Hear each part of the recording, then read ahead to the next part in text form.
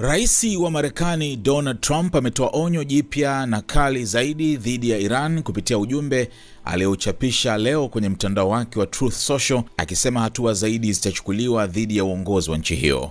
Katika ujumbe huo, Trump aliandika, "Angalieni kitakachotokea hawa watu waliopoteza akili leo."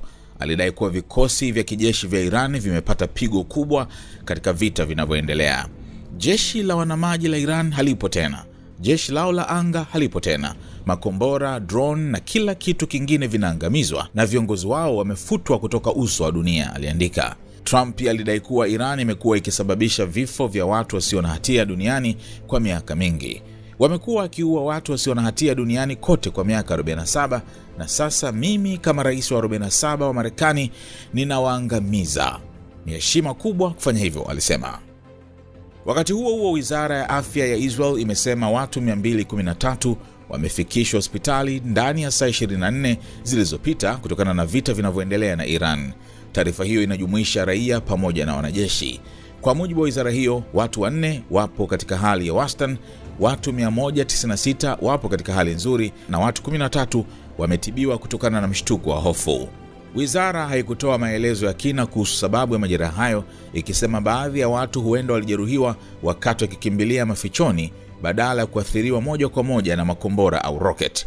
Tangu vita kati ya Israel na Iran vilipoanza Februari 28, jumla ya watu 2975 wamefikishwa hospitali, huku 85 bado wakiwa wamelazwa. Miongoni mwa waliolazwa hospitali, watu 9 wapo katika hali mbaya, watu 10 wapo katika hali ya wastani na 64 wapo katika hali nzuri.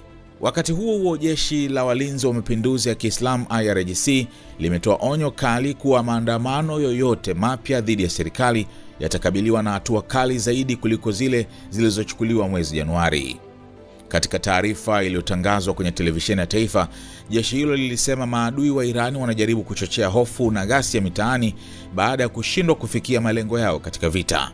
Adui mwovu baada ya kushindwa katika vita vya uwanja wa mapambano sasa anajaribu kuanzisha hofu na ghasia mitaani, taarifa hiyo ilisema. IRGC ilionya kuwa iwapo maandamano mapya yataibuka, serikali itatoa pigo kali zaidi kuliko lile la Januari 8. Serikali ya Iran ilikabiliwa na maandamano makubwa ya wananchi mwezi Januari yaliyohusishwa na matatizo ya kiuchumi katika nchi hiyo inayokabiliwa na vikwazo. Mamlaka za Iran zimekiri kuwa zaidi ya watu 3000 waliuawa katika ghasia hizo, wakiwemo wanajeshi wa usalama na raia.